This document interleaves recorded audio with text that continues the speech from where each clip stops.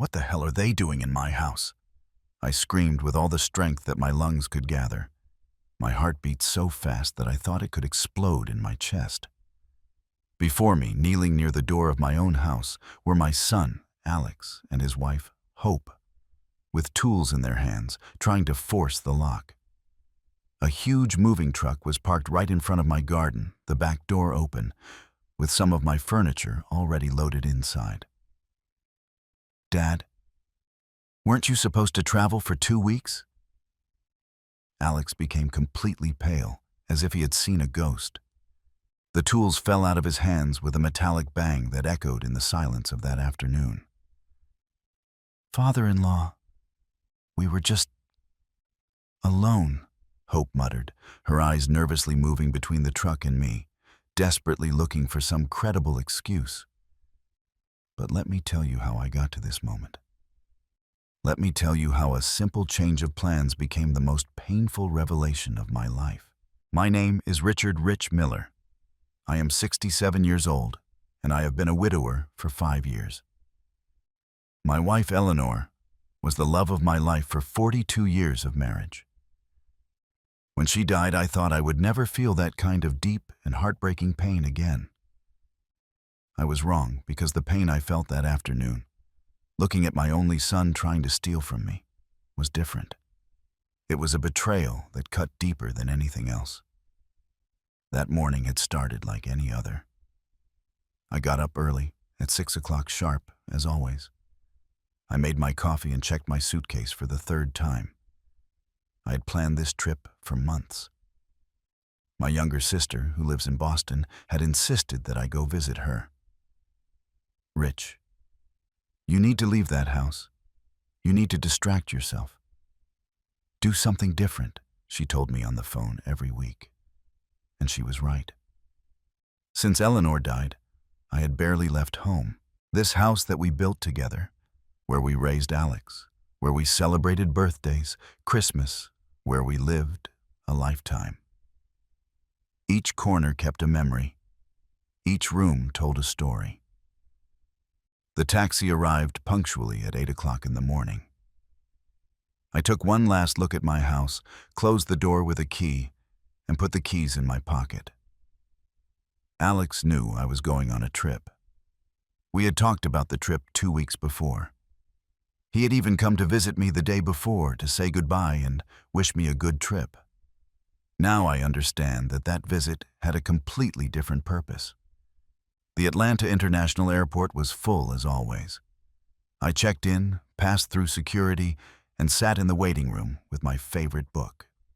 My flight was scheduled for 11 o'clock in the morning, but at 10 o'clock 30 minutes in the morning, a voice announced through the speakers that our flight had been canceled due to technical problems with the aircraft. They offered to reschedule it for the next day. But something inside me simply said, "Go home." I cannot explain exactly what it was. Perhaps the intuition of a father. Perhaps the instinct of a man who has lived long enough to feel when something is not right. But I decided not to wait. I took my suitcase, left the airport, and called another taxi to return home. The return trip took 40 minutes. I looked out the window, watching the familiar streets of my city pass, thinking that maybe I could try to take the flight the next day, or maybe it was a sign that I should not travel at all. Eleanor always said that I was very superstitious, but she also believed in the signs of fate. When the taxi turned on my street, something immediately caught my attention. There was a large truck parked right in front of my house. It was one of those moving trucks that you rent per day. My first reaction was to think that maybe a neighbor was moving. But as I approached, my stomach was upset. The truck was parked right in front of my entrance, and the back door was open. I paid the driver and left the car with my suitcase, feeling that each step weighed more. My legs were shaking slightly. Something was terribly wrong. I could feel it in every fiber of my being. I walked slowly through the entrance, and that's when I saw them. My son, Alex. My only son. The child I raised, the one I fed, the one I hugged when he had nightmares. He was kneeling in front of my door with a tool in his hand, and next to him, his wife, Hope, holding a screwdriver. Both were completely focused on forcing the lock on my house. For a second, my mind could not process what I was seeing. I just stood there paralyzed, watching a scene that seemed to come out of a nightmare. Behind them, inside the truck, I could see some of my furniture. I recognized my old side table, the one I inherited from my father. I recognized the dining chairs that Eleanor and I bought on our 10th anniversary. That's when I screamed, "What the hell are they doing in my house?" Alex dropped the tools and got up so fast that he almost lost his balance. His face changed from shock to panic in a matter of seconds. Hope was frozen with the screwdriver still in her hand, her mouth opening and closing without making any sound. "Dad, weren't you supposed to travel for 2 weeks?" Alex hesitated, and I could see sweat forming on his forehead, even though it was not hot. "My flight was canceled," I said, my voice trembling with a mixture of shock, disbelief, and anger that began to boil inside me. "But that does not answer my question. What the hell are they doing, trying to enter my house by force?"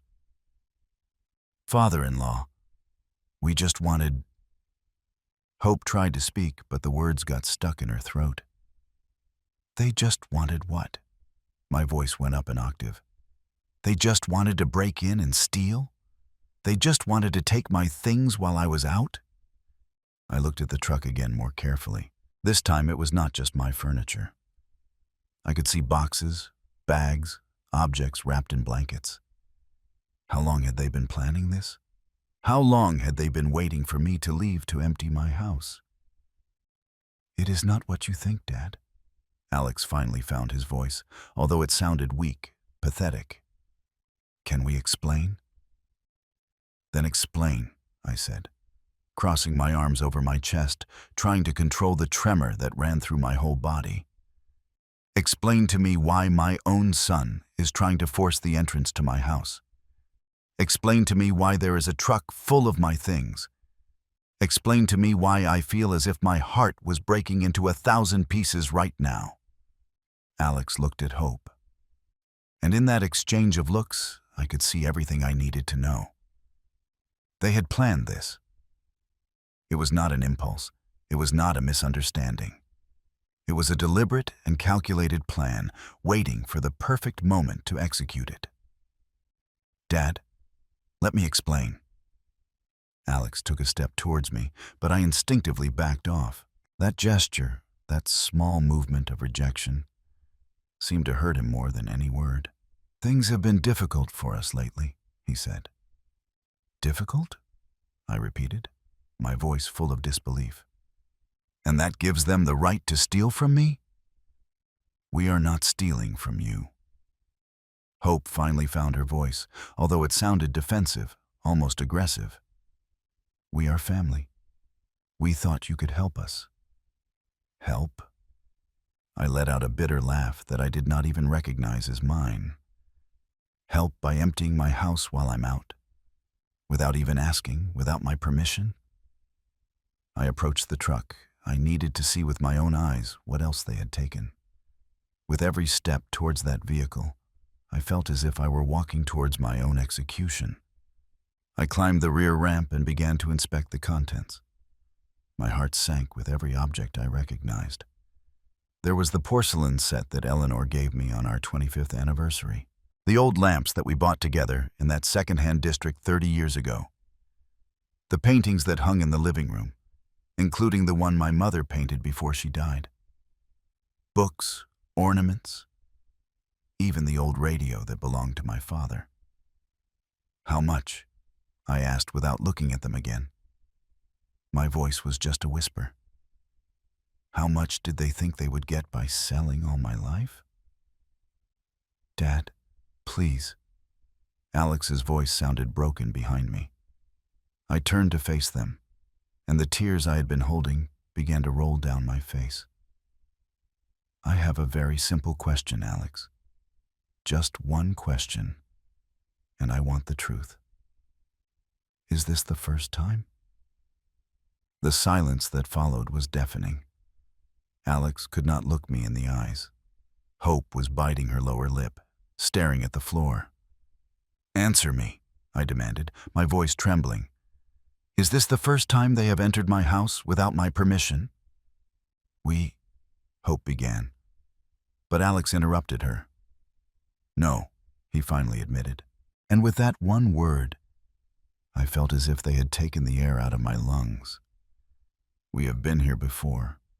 When you went to the store, when you visited Frank, when you went to your medical appointments.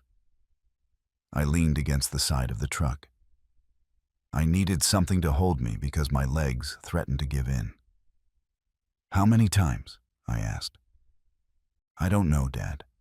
Several times in the last 3 months. 3 months. For 3 months, I had been living in my house, feeling safe, feeling at home, while my own son was coming and going like a thief. All those times I felt that something was out of place. All those moments when I thought I was becoming forgetful, imagining that I had left an object in a different place. It had not been my imagination. It had been real. What did they take? I asked, although I was not sure if I wanted to know the answer. Before today, what other things did they take from here? Hope and Alex exchanged another look, that silent communication of couples who have shared secrets. Small things, Hope murmured. Things that we thought you would not notice immediately. Like what? I insisted, feeling that anger bubbling again in my chest. Some jewels, Alex admitted, his voice barely audible. Some silver candlesticks. Some old books that we thought would have value. Each word was like a direct blow to my heart. Eleanor's jewels, I whispered. The pearl earrings she left me before she died. The necklace she wore at our wedding. I thought I had lost them. I searched the whole house for weeks. We needed them, Dad, Alex tried to justify. We had debts. We had to pay. You could have asked me for help, I exploded, my voice echoing all over the street. I am your father, Alex. If you needed money, if you had problems, you could have told me. But instead, you decided to steal from me. You decided to betray my trust in the worst possible way. We knew you didn't have much money, Hope intervened. And there was something about her tone that made me look at her more closely. You always say that your pension barely covers the basics, that you have to take care of every dollar. And that gives them the right to decide for me, I shouted. Does that give them the right to enter my house like thieves and take whatever they want? I got out of the truck and walked towards the door of my house. I needed to enter. I needed to see what else had been violated, what else had been touched by hands that I thought loved me. I took my keys with trembling hands and opened the door. The interior of my house seemed normal at first glance. But when you look carefully, when you know every corner of your home, you can see the absences. I could see the empty spaces where my things used to be. The shelf where I kept the collection of crystal figures of my grandmother was empty. The cabinet where Eleanor kept her collection of old watches had the doors open and the shelves naked. I walked towards my bedroom as if in a trance. Alex and Hope followed me at a certain distance, without daring to get too close. I opened the drawer of my room, the drawer where I kept my most precious treasures. It was practically empty. The locket, I said, my voice sounding hollow and dead. The gold locket that Eleanor gave me on our last anniversary, with photos of us when we were young. Where is it? Silence. Where is it? I shouted, turning towards them with a fury I had never felt before. We sold it, Hope admitted in a low voice. 2 weeks ago, we needed to pay the rent. They were going to evict us. I felt as if my heart had been torn from my chest. That locket was the most precious thing I had.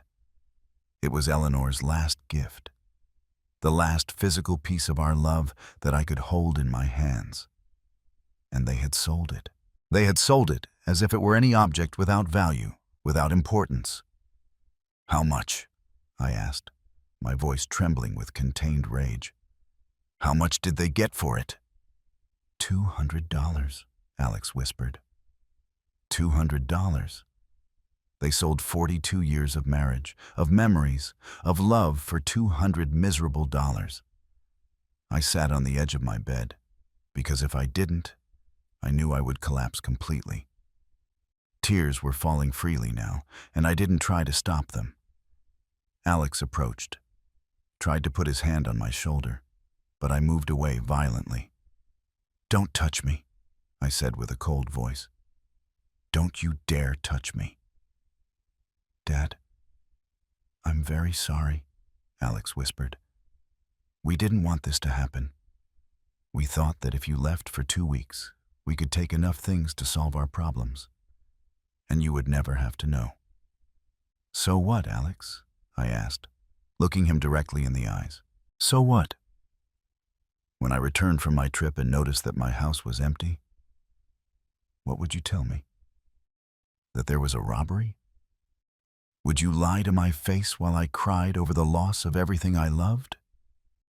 He didn't answer, because there was no answer that could justify what they had done.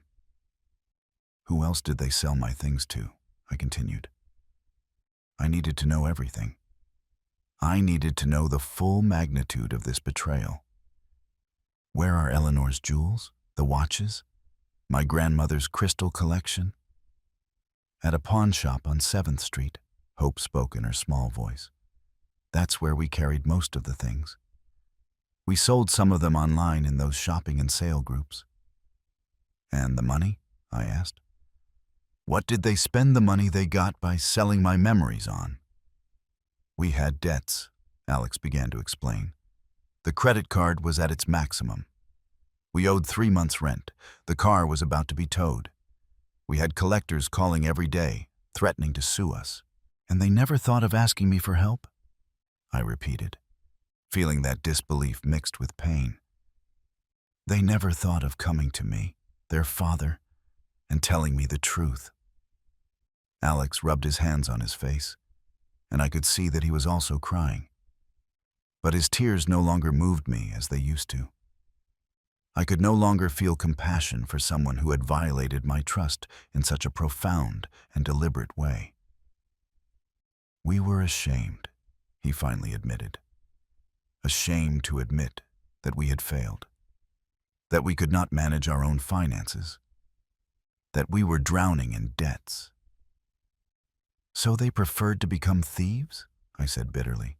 "They preferred to steal from a 67-year-old widower who lives alone with her pension? Was that the best solution they could think of?" "You are not just an old man," Hope interrupted. And there was something in her tone that made me look at her more closely. "You own this house, a big house, in a good neighborhood. You are worth much more than you think, Rich."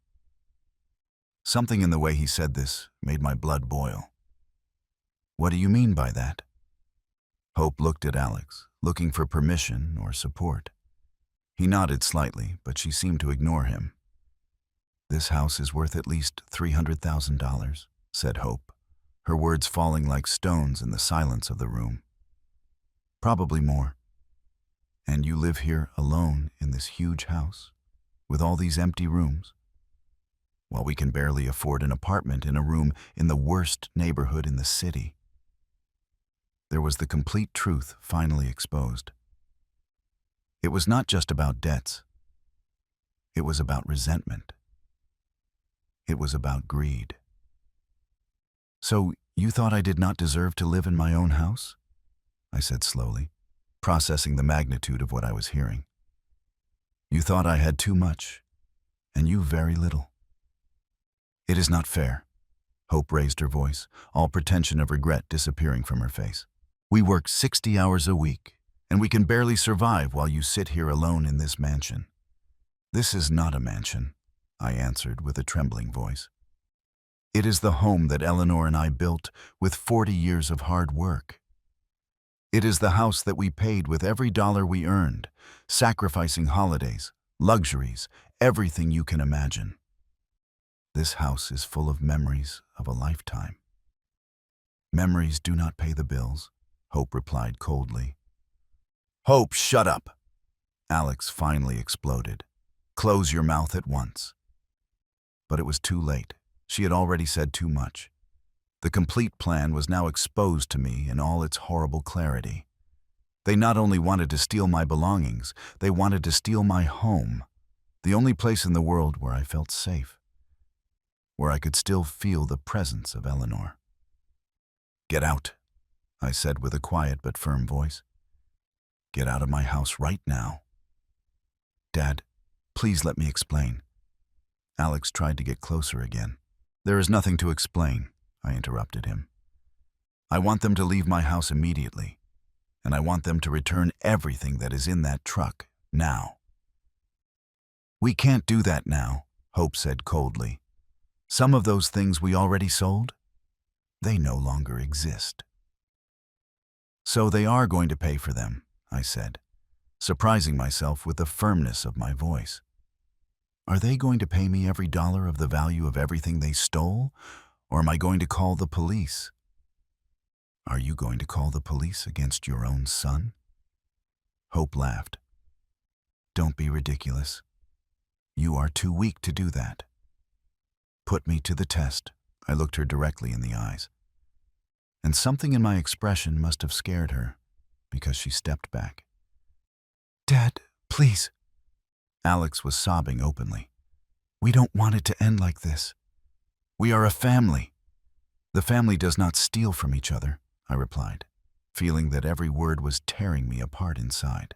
The family does not conspire to take everything from one of their own. What they did is not what a family does. It is what strangers do, what criminals do. I took my cell phone out of my pocket with trembling hands. Alex saw the gesture and became even more pale. Who are you going to call? He asked with a fearful voice. First, I'm going to call Frank, I said, referring to my neighbor and best friend. He is a witness. I need someone else to be here and see what they have done. Then, I'm going to call a locksmith, because I'm going to change all the locks on this house today. And then I'm going to call my lawyer. Dad, you can't do this, Alex begged. You're going to ruin us. If you call the police, I'm going to have a record. I'm not going to be able to get a job. You're going to destroy us. You destroyed yourselves, I replied, marking Frank's number. I did nothing but be stupid enough to trust my own son. The phone rang twice before Frank answered. Rich, I thought you would be on the plane. Frank, I need you to come to my house immediately, I said, my voice breaking slightly. Has something happened? I need a witness. I'm coming, he answered without asking questions, and I could hear the sound of a door closing on the other side of the line. Frank lived 3 houses below. He would be here in minutes. I hung up the phone and looked at Alex and Hope. They have 2 options, I said. They can stay here and wait for Frank to arrive, and then we'll call the police together. Or they can start returning everything that is in that truck right now. And maybe, just maybe, I'll consider not presenting charges. That's blackmail, Hope spat out the words. I didn't correct it. It's justice. It's giving them an opportunity they don't deserve. An opportunity I never had when they decided to turn my home into their personal store. Alex looked at the truck parked outside, then he looked at me, and finally he looked at Hope. I could see the conflict in his face, the internal battle between the son who once was and the man he had become. It's okay. Alex finally gave in, his voice barely a defeated whisper. We'll return everything. What? Hope looked at him with disbelief. Alex, you can't be serious. Enough, Hope. Alex passed his hands over his face, looking exhausted and defeated. This has gone too far, much further than it should have gone. I can't believe you're giving up like this. Hope looked at him with contempt. I knew you were weak. But this— I'm not weak, Alex interrupted her. His voice took a tone I had never heard before. I'm a thief. I'm someone who betrayed his own father. That's not being strong, Hope. That's being a coward. For the first time since I arrived, I saw some genuine regret in my son's eyes, but it was too late. The damage was done, the trust was broken, and I wasn't sure if it could ever be repaired. Start taking things out of the truck, I ordered, crossing my arms. Everything until the last object. Alex gave in and left the house. Hope followed him, but not without giving me a look full of pure resentment. I stayed in my bedroom, looking at the empty drawer where my most precious treasures used to be, feeling an emptiness in my chest that I knew that no object returned could fill. I heard hasty steps outside, and then Frank's familiar voice. Rich, where are you? Here in my bedroom, I shouted. Frank appeared at the door, breathless for having run. He was a 65-year-old man of my age, with short gray hair and bright eyes that didn't lose anything. He had been my neighbor for 20 years and my best friend for 15. What happened? He asked. And then, my God, is that Alex out there? His eyes widened in surprise when he saw my son and his wife unloading furniture from the truck. What's going on? I told him everything. Every painful detail. Every devastating confession. Frank listened in silence, his expression changing from surprise to disbelief and finally to indignation. That ungrateful bastard, he grunted when I finished. That miserable man after everything you've done for him. I don't know what to do, Frank, I admitted, feeling that tears threatened to roll. He's my son, my only son. How can I turn him in? How can I call the police and ruin his life? He ruined his own life, Frank put his hand on my shoulder. And almost ruined yours too, Rich. What they did is serious. It's not just robbery. It's premeditated. It's systematic. They've been entering your house for months. I know, I whispered. I know all that. But he's still my son. And you're still his father, Frank responded firmly. A father who deserves respect, love, and honesty.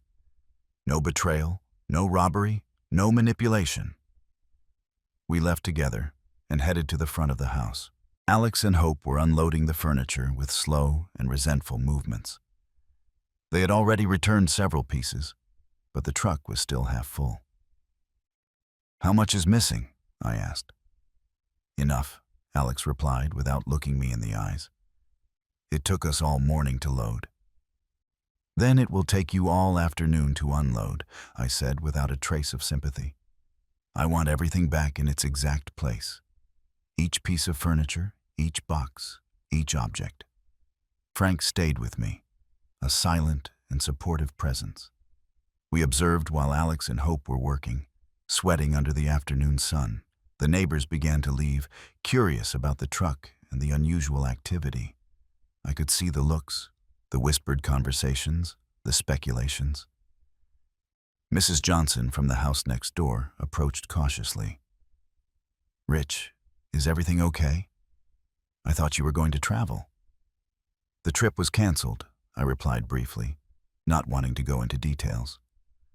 Oh, what a pity. Well, if you need anything, She left the offer floating in the air before moving away, clearly feeling that there was more in the story, but without daring to ask directly.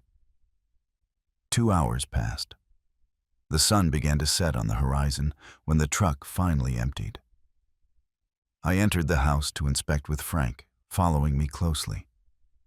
The furniture was back, but everything looked different.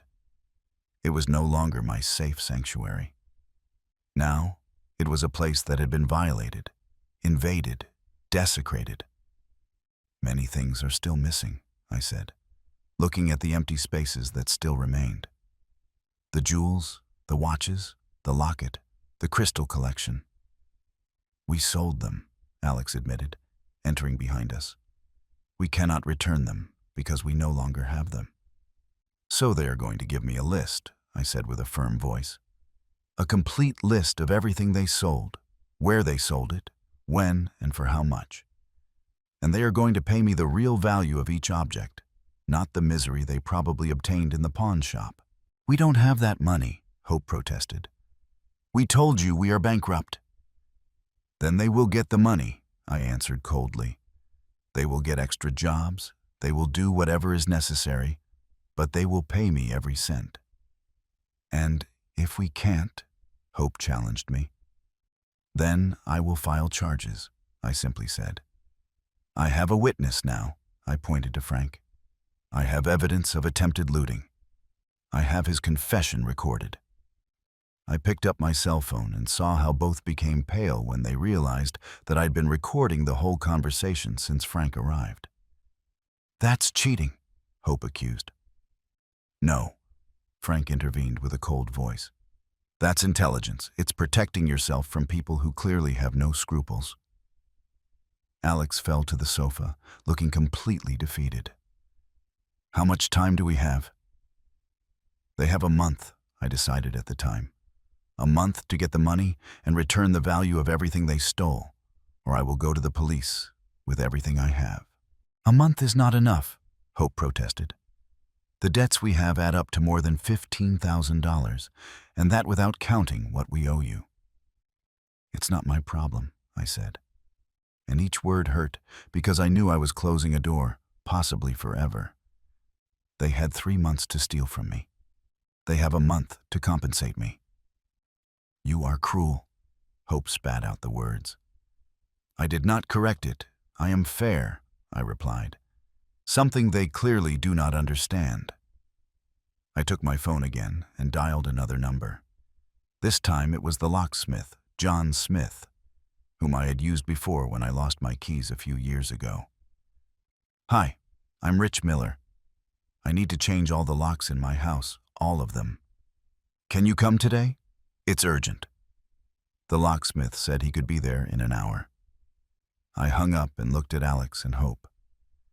They have an hour before the locksmith arrives, I said.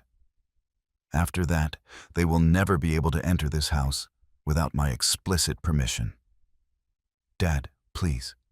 Alex got up, approaching me with his hands outstretched in plea. Don't do this. I'm still your son. A son who stole from me, I replied, feeling that my heart was breaking with each word. A son who conspired to take my home from me. A son who sold the last gift of my late wife for $200 miserable. I was desperate, Alex muttered. I didn't know what else to do.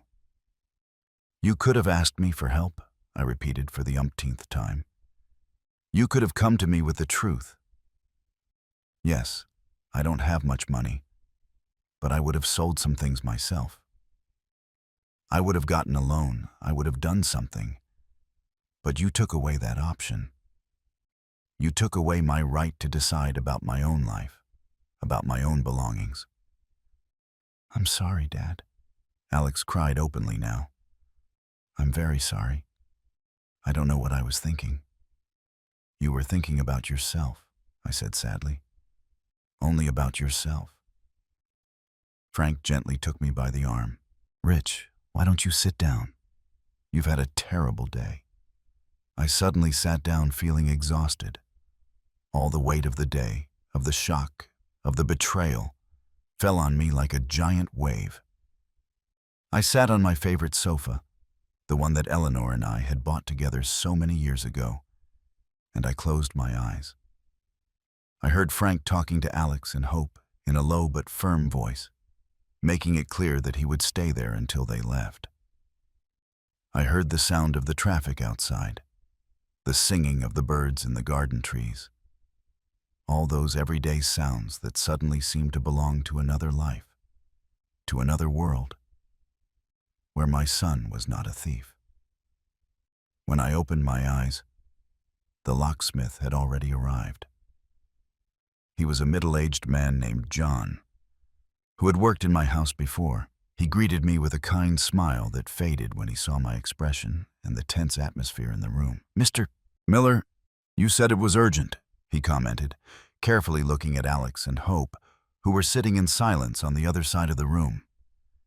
"Yes, I need you to change all the locks," I confirmed, getting up with effort. "The main door, the back door, the garage door, all of them." "All of them?" John asked, surprised. "That will cost around $400 with the labor." "It doesn't matter," I said without hesitation. "Do it." I saw Alex shudder when he mentioned the money. $400 that I would have to spend because I could no longer trust my own son. $400 to feel safe in my own home. John began to work on the main door. The sound of his tools filled the uncomfortable silence that had settled in the house. Frank prepared coffee in the kitchen and brought me a cup with 2 teaspoons of sugar, exactly as I liked. "Drink," he ordered gently. "You have had a tremendous shock." I took the cup with trembling hands and drank. The hot liquid comforted me a little, although nothing could really warm the cold that I felt in my heart. Alex approached again, moving with the caution of someone approaching an injured animal. "Dad, about the notarial power that Hope mentioned." "I will revoke it tomorrow," I interrupted him before he could continue. "I will go with my lawyer, and I will make sure that you have no legal authority on my matters. None." "Dad, please," he tried to explain. "It was not my intention to misuse that. It was Hope who suggested that we could—" "Do not blame your wife," I interrupted him again. "You made the decision. You entered my house. You took my things. You sold your mother's locket. Those were your decisions, Alex, yours." "But she pressured me," he insisted. "She said that you were selfish, that you had too much while we suffered. She convinced me that we were doing the right thing." "And did you believe her?" I asked with disbelief. "Did you really believe that stealing from your widowed father was the right thing?"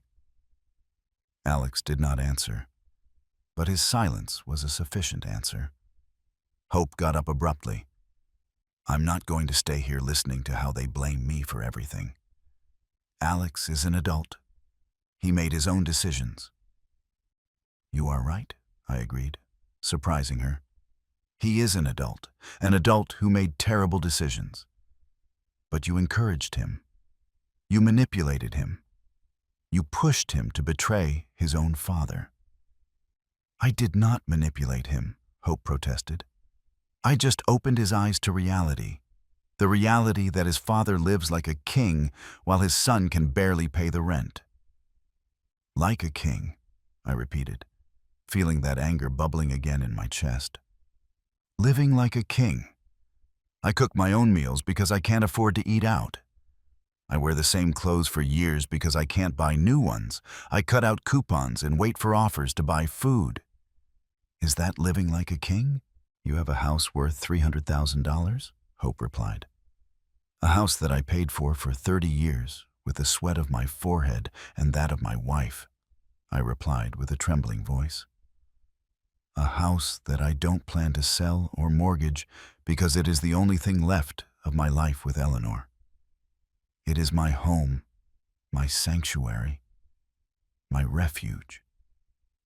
"It is a wasted investment," Hope said coldly. "Maybe for you," I said. "For me, it is my life." John finished with the first lock and started with the back door. Each sound of his work was like a nail in the coffin. Each new lock was another barrier between us. "What happens now?" Alex asked in a low voice. "Are you simply going to cut us off from your life?" "I don't know," I admitted honestly. "I need time, I need space, I need to process all this." "Time until when?" he insisted. "A week, a month, a year?" "I don't know, Alex," I repeated, feeling tired to the bone. "I don't have the answers right now. All I know is that I can't look at you without feeling this betrayal that buries me inside. "We are your family," he said desperately. "And you treated me worse than a stranger," I replied. "You treated me as an objective, as an easy source of money, not as a father, not as a person." Frank reappeared with more coffee. This time he also brought me water. "Rich, do you want them to leave? Can I ask them to wait outside while the locksmith finishes?" I looked at Alex and Hope. My son looked destroyed, with red eyes and swollen from crying so much.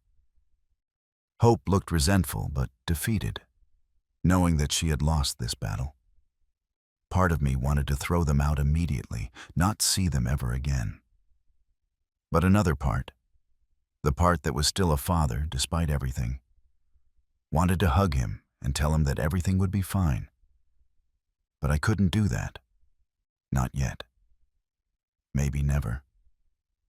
They can stay until the locksmith finishes, I decided. But then I want them to leave and not come back without calling first. If they show up here without notice, I will call the police. "Would you call the police against your own son?" Alex asked with disbelief. "After today, I don't know what you are capable of," I answered with brutal honesty. "So yes, I would call the police if I needed to protect myself." Those words seemed to hit him harder than anything else he had said. He sank back on the sofa, with his head between his hands, sobbing silently. John worked for another hour, changed 3 locks in total, and gave me a complete set of new keys. He also offered me to install additional security locks, but I declined. I had already spent enough money for today. "Mr. Miller, if you need to change the locks again or have any security problem, don't hesitate to call me," John said as he finished storing his tools. He gave me his card and a compassionate look, suggesting that he had understood more about the situation than I would have liked. I paid him in cash, money I had saved for emergencies. I never imagined that an emergency would be protecting me from my own son. After John left, I returned to Alex and Hope. "It's time for them to go." Alex got up slowly, like a man walking towards his execution. "Dad, can I at least give you a hug? Can I at least say goodbye properly?"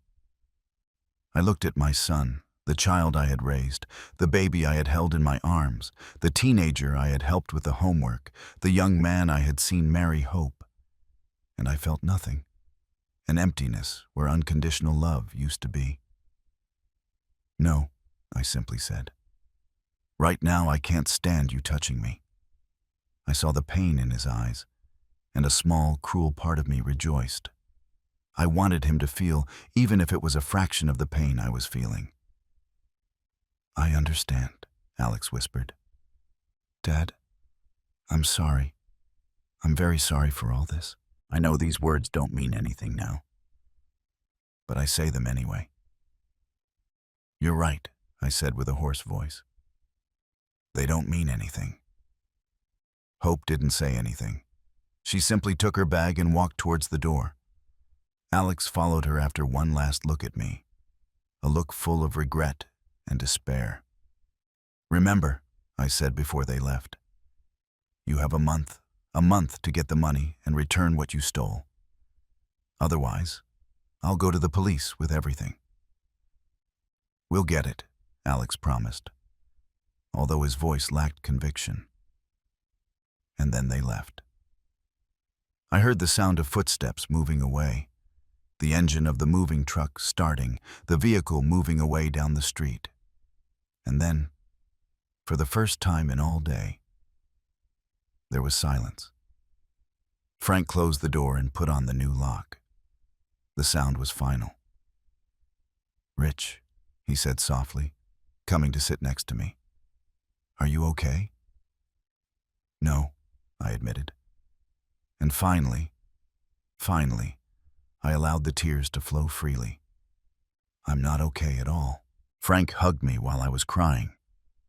I cried for the lost innocence, for the broken trust, for the relationship that perhaps could never be repaired. I cried for the son I thought I had, and for the man he had really become. I cried for Eleanor, wishing she were here, wishing she could tell me what to do. "Let it out," Frank murmured, patting my back like a father would. "Cry all you need. You've earned it." I don't know how long we were like this. The sun had set completely when I finally separated from him. My eyes were swollen and my throat was sore from sobbing. "Thank you," I whispered, slowly drinking the water. "Thank you for being here. I don't know what I would have done without you." "You don't have to thank me," Frank responded firmly. "That's what friends do, true friends." That word "true" resonated in my mind. True friends, true family. What did those words really mean? I had thought that family was sacred, that blood was thicker than water, that a son would always be a son. But today, I had learned that family could betray you as deeply as any stranger. Perhaps more deeply, because you trusted them in a way you would never trust anyone else. "Do you need something to eat?" Frank said, leaning against the sofa. "I bet you haven't eaten anything all day." He was right. My last meal had been that morning's breakfast, a lifetime ago. But the idea of eating stirred my stomach. "I'm not hungry," I protested weakly. "I don't care." Frank was already in the kitchen, opening the refrigerator. "You're going to eat, even if I have to put it in your mouth myself. You've had a terrible shock, and you need to maintain your strength." He prepared a simple sandwich for me and heated up a little soup he found in the pantry. He forced me to eat while he sat in front of me, watching me like a hawk. Each bite was hard to swallow, but I did it because I knew he was right. I needed to maintain my strength for what would come next. "What's the plan now?" Frank asked when I finished eating. "Tomorrow I'm going to see my lawyer," I said, having thought about this during the last minutes. "I need to revoke that notarial power immediately. Then I need to make a complete inventory of everything that was stolen and estimate the real value." "Can I help you with that?" Frank offered. "I have a good memory for details. I remember many of the things you had." "Thank you," I said, feeling a wave of gratitude for this man who had appeared without asking questions, who had stayed by my side during all this horrible day. "I also need to decide if I'm really going to file charges if they can't pay me." "Do you have any doubts?" Frank asked, surprised. "He's my son, Frank," I sighed. "I know what he did. I know he doesn't have an excuse. But he's still my son. How can I send my own son to jail?" "You wouldn't be sending him, would you?" Frank replied kindly but firmly. "He sent himself with his actions. You're just protecting your rights, your safety." "I know in my head," I admitted. "But my heart says he's my baby, the child I raised, that I fed, that I took care of when he was sick." "That child grew up, Frank," Frank said gently. "And the man he became made decisions that have consequences. You can't protect him from the consequences forever, Rich. Sometimes, love means letting people face what they've done." His words made sense, but that didn't make them easier to accept.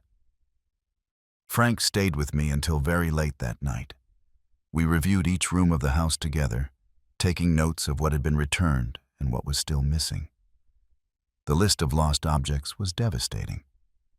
Eleanor's jewels, valued at least $5,000.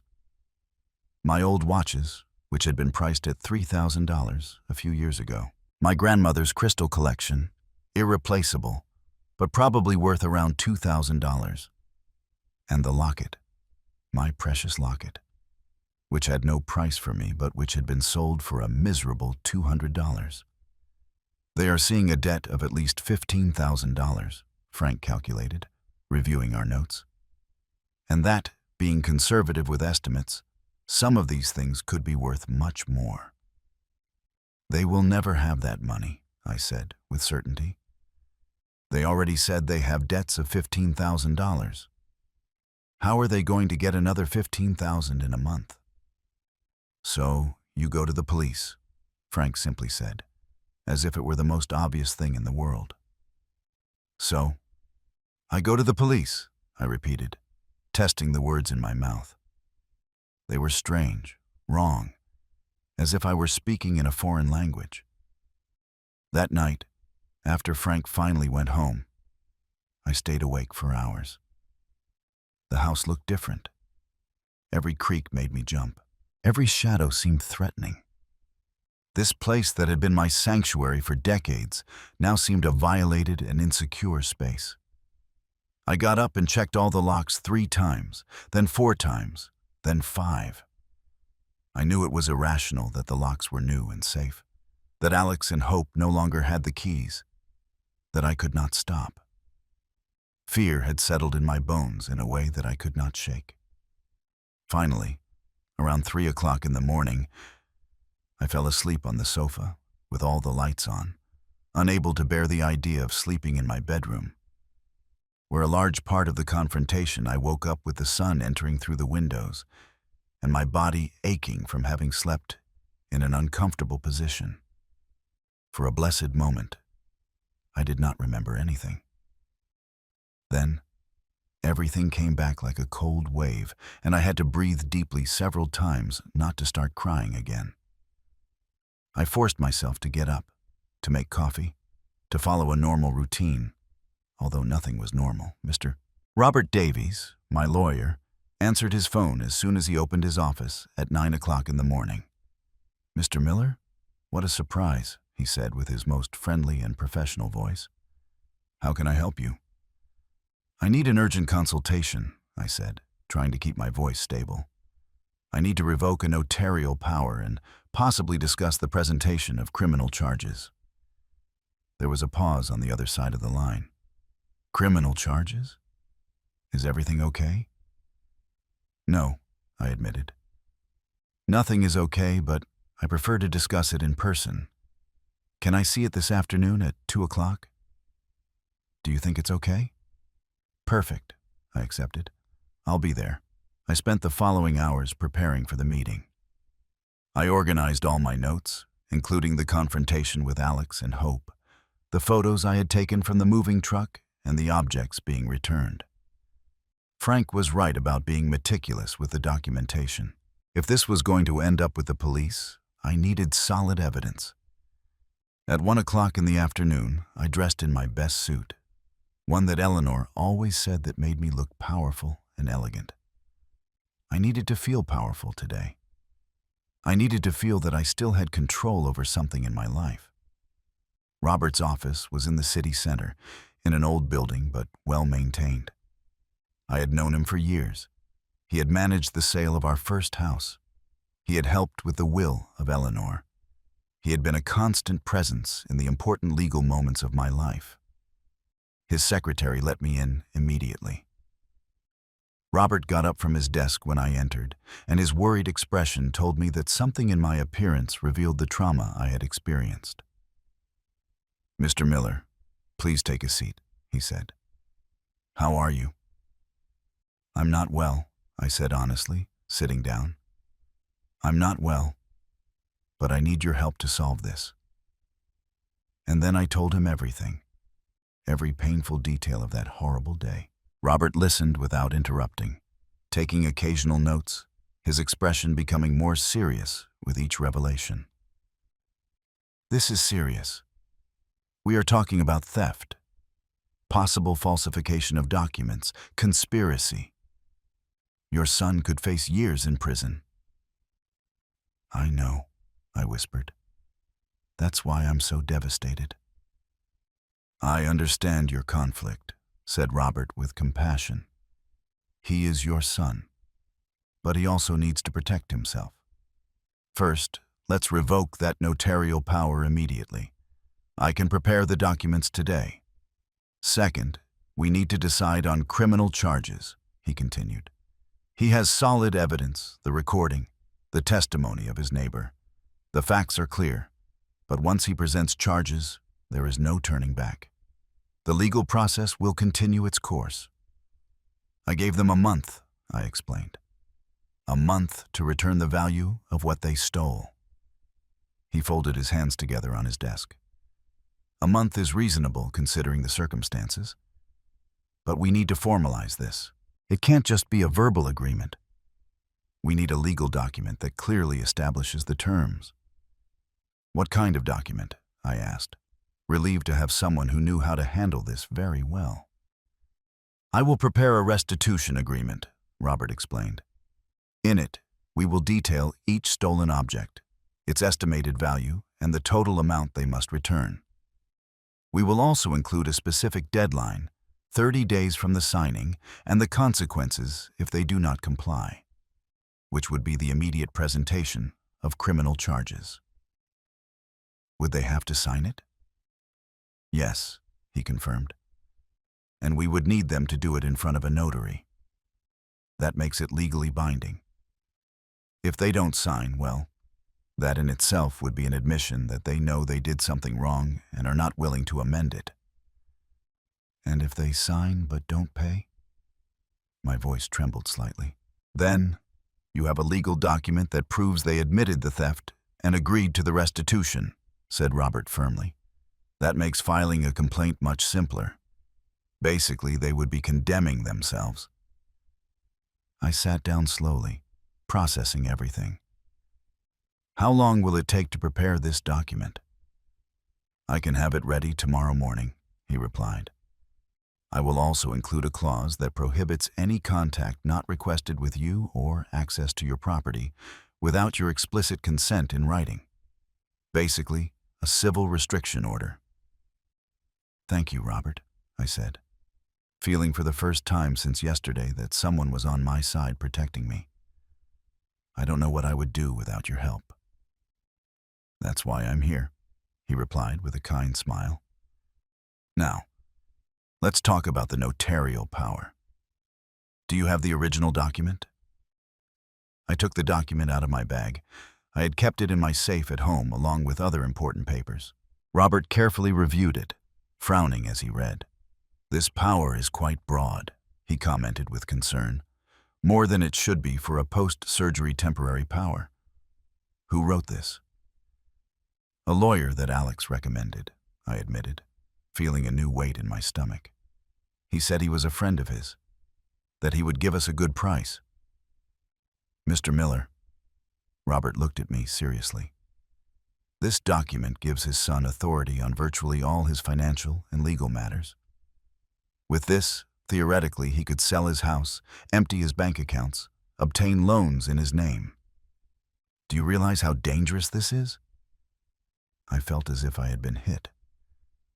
But the lawyers said it was standard, that it was necessary to manage my accounts while I was recovering. He lied to him, Robert said without hesitation. Or he was incompetent. Or he did it intentionally. I suspect it was the last thing. Do you remember his name? I gave him the name, and I saw how Robert's expression became even darker. I know that man, he said with disgust. He has had several complaints before the School of Lawyers.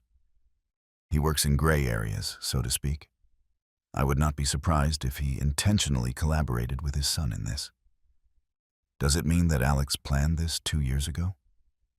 The magnitude of the betrayal continued to grow. It is possible, Robert said carefully.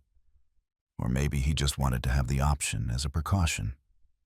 In any case, this notarial power should have been revoked a long time ago. The fact that his son would never suggest this is revealing. I left Robert's office 2 hours later with a clear plan, but with an even heavier heart. The notarial power would be officially revoked the next day. The restitution agreement would be ready in 48 hours. And if Alex and Hope did not comply, I would have everything necessary to present charges that could send them to prison. When I got home, Frank was waiting for me in his garden. He approached immediately when he saw me get out of the taxi. "How was he?" he asked with concern. "It is under control," I replied with fatigue. "Robert is preparing everything. But I discovered something worse, Frank. The notarial power that I gave Alex 2 years ago was much broader than it should have been. Frank became pale. My God, Rich. That means that he could have... Could I have sold my house without my knowledge? I finished the prayer for him. Could I have emptied my accounts? Could I have done anything? And the lawyer who wrote the document is known for working in gray areas of the law. Then Alex planned this 2 years ago, Frank said. What we were both thinking. Or at least he made sure to have the necessary tools when the time came, I assented. That night I slept badly again. Nightmares tormented me. I dreamed that I was coming home and I found it completely empty. I dreamed that I opened my drawers and everything had disappeared. I dreamed with Alex's face, but it was that of a stranger, someone I had never really met. I woke up at 5 o'clock in the morning, soaked in sweat with an accelerated heart. I could not go back to sleep. I got up, I made coffee, and I sat in the kitchen watching the sun come out through the window. My phone rang around 7 o'clock in the morning. It was an unknown number. I hesitated before answering, but I finally did. Dad? It was Alex's voice, broken and desperate. Please don't hang up. I should have hung up. I should have finished the call immediately, but something in his voice stopped me. What do you want, Alex? I asked with a tired voice. I need to talk to you, he said quickly, as if he feared that I was going to hang up at any moment. Please, just give me 5 minutes. 5 minutes to explain something to you. You already explained enough the other day, I answered coldly. No, don't explain, he insisted. There are things I didn't tell you, things you need to know. More lies? I asked bitterly. No, the truth, the complete truth that I should have told you months ago. I sighed deeply. Against my best judgment, against all the warnings in my head, I said, You have 5 minutes, speak. I heard him breathe deeply on the other side of the line. I lost my job 8 months ago, not 3 months as I told you. 8 months ago, I was fired due to a restructuring of the company. My hand was squeezed on the phone. And why didn't you tell me? Shame, he admitted. Pure shame. You had always been so proud of me, of my career, of how well I was doing. I couldn't bear to tell you that I had failed. Losing a job is not failing, Alex, I said, feeling a mixture of frustration and pain. It's something that happens to people. You could have told me. I know. I know now. His voice was trembling. But at that moment, I could only think about how I was going to disappoint you. So I lied. I told you that everything was fine, that the job was great, that we were doing well financially. While they were sinking into debt, I said, beginning to understand the full picture. Yes, he confirmed. We used credit cards to maintain a normal appearance, to pay the rent, to buy food, to make it look like everything was fine when I came to visit you. And then the debts grew so much that they couldn't even make the minimum payments? And that's when Hope started talking about you, Alex said. How did you live alone in that big house? How did you have all those old things that were worth money? At first I ignored it, but the debts kept growing. The collectors wouldn't stop calling. We were about to be evicted. And then you decided that your father was the easy solution. I ended up with him. It wasn't like that, he protested weakly. Or maybe it was. I don't know, Dad. My head was so confused, so desperate. Hope kept saying that we would only take a few things, things that you wouldn't notice right away, just enough to get out of the hole. And the locket? I asked, my voice breaking. Was that just getting out of the hole? Silence on the other side of the line, then with a barely audible voice. We needed to pay the rent. We were going to be thrown out that same day. The locket was the most valuable thing we could find quickly. Dad, I'm so sorry. If I could turn back time. But you can't, I interrupted him. You can't turn back time, Alex. You can't undo what you did. You can't give me back the trust you broke. I know, you said. I know, Alex whispered on the other side of the line. I know, and it's killing me. Every time I close my eyes, I see your face. That expression when you discovered us. I had never seen so much pain in your eyes, Dad. And to know that I caused that pain. Why did you call me Alex? I asked, interrupting his monologue of self-compassion. That's what you really want. I want you to know that Hope and I are separating, he said. And those words took me by surprise. What? That was all I could say. After we left your house the other day, we had the most horrible fight of our marriage, he explained. The worst. I told him that we should never have done what we did, that it was unforgivable. She said that I was weak, that I was pathetic for feeling guilty. She said that you had more than you needed, and that there was nothing wrong with taking what was ours for granted. What was ours for granted? I repeated with disbelief. Nothing in my house belonged to them, Alex. Exactly what I told him, he continued. And she insisted that we were family, that family shares everything, that your house should practically be ours too. That's when I realized something terrible, Dad. What? I asked. That she never really loved me. His voice broke completely.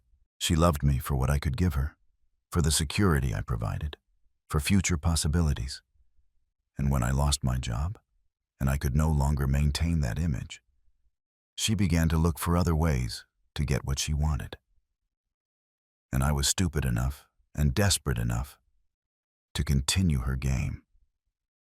I felt a strange mix of emotions. Part of me wanted to console my son, to tell him that everything would be fine. But another part, the part that was still bleeding from the betrayal, remained cold and distant. That does not excuse what you did, I finally said. Hope may have suggested the idea, but you made the decision. You entered my house. You took my things. You sold your mother's locket. Those were your decisions, Alex. Yours. You're right, he admitted. And I'm going to amend things, Dad. I got a job yesterday. It's not a big deal, just a job in a warehouse at night. But it pays well, and I also got a second job during the day in a gas station. Between the two jobs, I can earn around $2,000 a month. I made quick mental calculations. That was not enough to pay $15,000 in a month. I know, he said with frustration.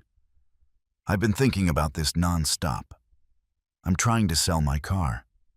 I could get around $4,000 for it. And I have some things that I can sell. My computer, my guitar, anything of value. And Hope, I asked, is he contributing to this? He left, he simply said. He packed his bags last night and went to live with his sister. He said that if he was stupid enough to ruin our lives for an old selfish man, then she didn't want to be part of that. The phrase, old selfish man, hit me like a slap. That's how he saw me. That's how he probably had seen me for years. Only he had been too blind to notice it. So you're alone, I observed. Yes, he confirmed. But maybe that's what I need. Maybe I've needed to be alone for a long time to discover who I really am, without anyone else telling me what to think or what to do.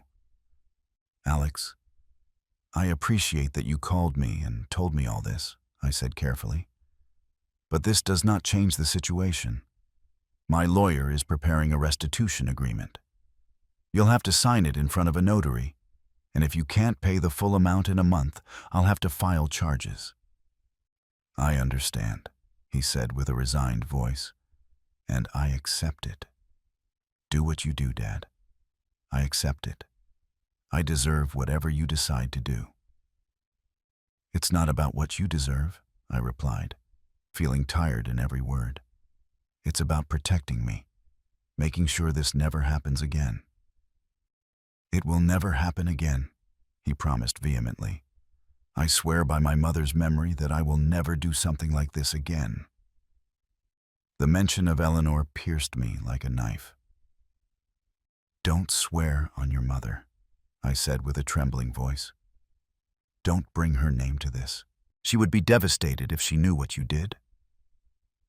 I know, Alex whispered, and that's what hurts me the most. To know that I not only disappointed my father, but also my mother's memory. We ended the call shortly after. There was not much more to say. Alex promised to be available to sign the agreement when he was ready. I didn't promise him anything. I couldn't promise forgiveness. I couldn't promise a fixed relationship. I could only promise that I would think about everything I had said. 2 days later, Robert called me to say that the agreement was ready. Alex came to his office that afternoon looking exhausted. He had dark circles as if he hadn't slept in days. He had lost weight. His clothes were loose. "Hello, Dad," he said when he saw me. His voice was just a whisper. "Alex," I answered with a brief nod. Robert made us sit and explained the terms of the agreement. Alex listened in silence, nodding from time to time. When Robert finished, Alex signed without asking questions, without trying to negotiate. His signature trembled slightly on the paper. "I understand that I probably won't be able to pay everything in a month," he said after signing. "But I want you to know that I will try with everything I have. And if I can't, I will accept the consequences. I won't run away. I won't hide. I will face what I did." I nodded, not trusting my voice to speak. Seeing him like this, so broken and defeated, broke my heart. Despite everything, he was still my son. That part would never change, no matter what I had done. The following weeks were the most difficult of my life. Every day, I woke up feeling the weight of the decision I would have to make. Alex called me weekly to report his progress. He had sold his car for $4,000. He had sold his computer, his guitar, his television, everything of value he had. He had gotten a third job on the weekends. He was working almost 80 hours a week, barely sleeping. "I have already managed to raise $8,000, he told me in the third week. "I know it's not enough. But I'm trying, Dad. I promise you I'm trying." Frank came to visit me every day. He brought food, forced me to go out for a walk, kept me company. One afternoon, while we were having tea in my living room, he asked me the question I had been avoiding. "What are you going to do when the month is over?" he asked directly. "I don't know," I admitted. "Honestly, I think he's really sorry. But that doesn't change what he did." "No, it doesn't change it," Frank agreed. "But you have to decide what is more important to you, justice or family." "Why can't I have both?" I asked with frustration. "Maybe you can," Frank observed thoughtfully, "but probably not the way you expect. Justice doesn't always come from the courts, Rich. Sometimes it comes in other ways." His words gave me a lot to think about. I spent nights awake fighting with my conscience. I thought about Eleanor, what she would advise me to do. She had always been softer than me, more forgiving. But she had also been firm with the limits and consequences. A week before the deadline expired, Alex appeared at my door. He had called first, asking permission to visit me. When I opened the door, I almost didn't recognize him. He had lost at least 30 pounds. His face was pale with deep lines of fatigue and stress. "Come in," I said, making way for him. He entered cautiously like a frightened animal. He sat on the edge of the sofa with his hands intertwined between his knees. "I have $10,000, he said without preamble. "I know it's not enough. I'm missing 5,000. I tried everything, Dad. I worked until I thought I was going to faint. I sold everything I owned. I even tried to get a loan, but without a stable job and with my ruined credit history, no bank would give me anything. Alex, I convinced, but he raised his hand. Let me finish, please, he begged. I know the agreement says that if I don't pay the full amount, you will be charged. And I understand that. I accept it. But before you do, I need to tell you something. The last 30 days have been the worst of my life. His voice began to tremble, but they have also been the most revealing. Working all these jobs, living with almost nothing, having time to think about what I did, about who I had become. I realized something, Dad. What? I asked. I realized that I had lost my way a long time ago, tears running down his face. Mom died, and I didn't know how to handle it. Instead of talking to you, instead of processing my pain, I just buried it. I focused on the job, on pretending that everything was fine, on being what I thought I should be. I felt that my own throat was closing. We hadn't really talked about Eleanor's death, but I did. We had both suffered in silence, each one trying to protect the other. And then I met Hope, he continued. And she was so sure of herself, so determined. She made me feel like I could be strong again. But what I was really doing was letting someone else make decisions for me. Letting someone else tell me who I should be. Alex, we all make mistakes in relationships, I said softly. That doesn't justify. I know, she interrupted me. I'm not trying to justify anything. I'm just trying to explain how I got to the point where I thought that stealing my own father was an acceptable option. I had lost my moral compass, Dad. I had lost sight of my loved ones and my parents, and I had lost. I betrayed everything that you taught me about honesty and integrity. What do you expect me to do with this, Alex? I asked, my voice breaking. What do you expect me to say? Nothing, he replied, surprising me. I do not expect your forgiveness. I do not expect you to forget what I did. I just wanted you to know that these 30 days changed my life. They taught me who I do not want to be ever again. And no matter what you decide to do, whether to present charges or not, I will spend the rest of my life trying to be the man that Dad would have wanted me to be. We sat in silence for a long time. I could hear the wall clock, the same clock that Eleanor and I had bought on our trip to Europe 25 years ago. Each tick-tock seemed to mark the weight of the decision I had to make. Do you still have $10,000? I finally asked.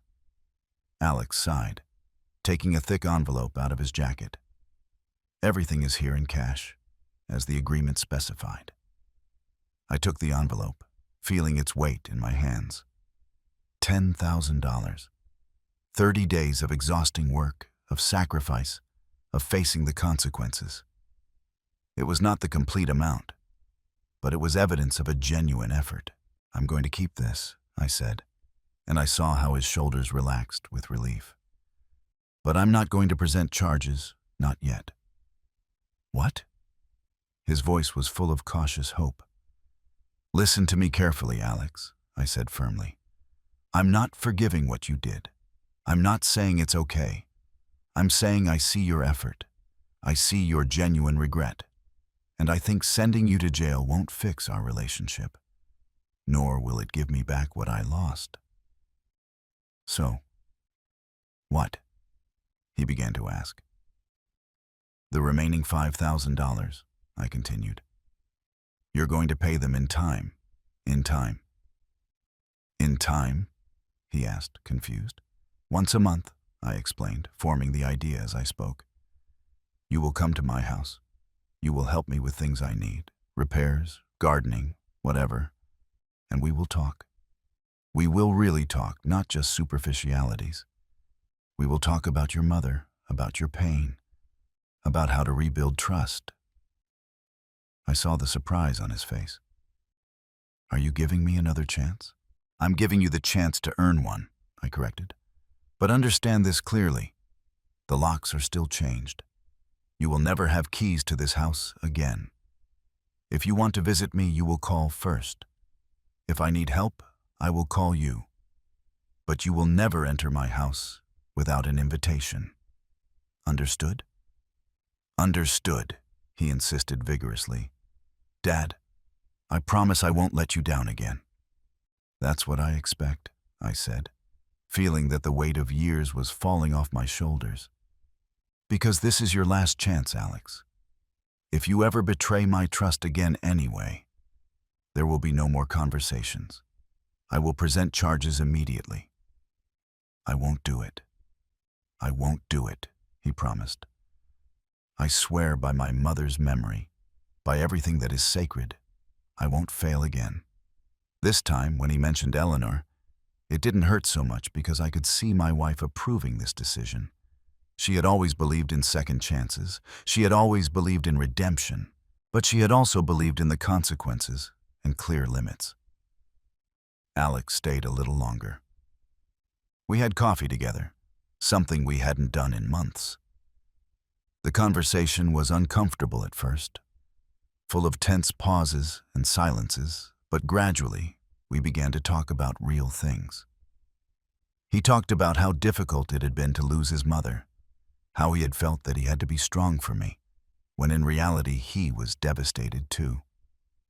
I talked about my own loneliness, about how every day in this big house I remembered what I had lost. We should have had these conversations 5 years ago, I finally said. Yes, Alex agreed, but I guess it's better late than never. When he left that night, I hugged him for the first time since the day of the confrontation. It wasn't like before.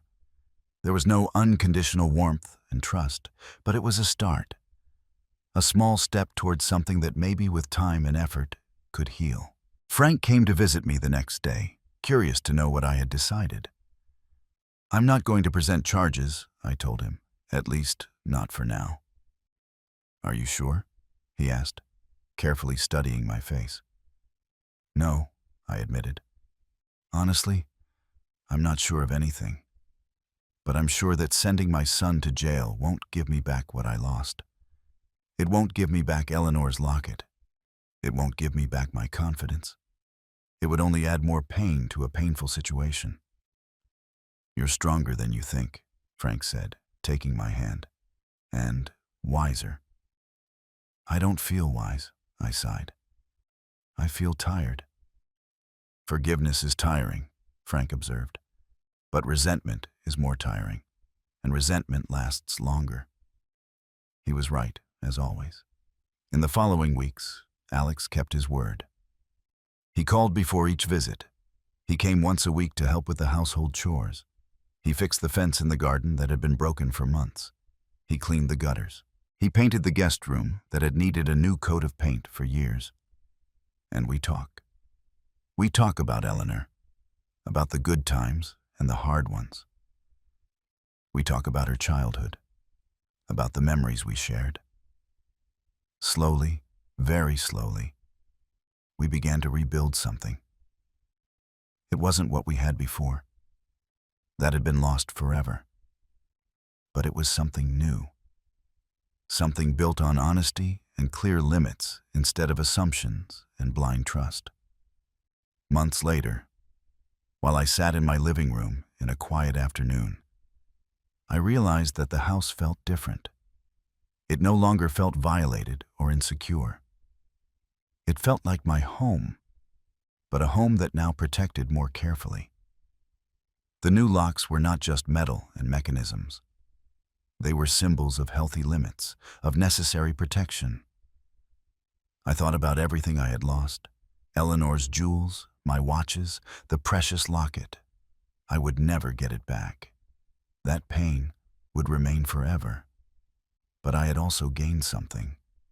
I had gained knowledge of my own strength.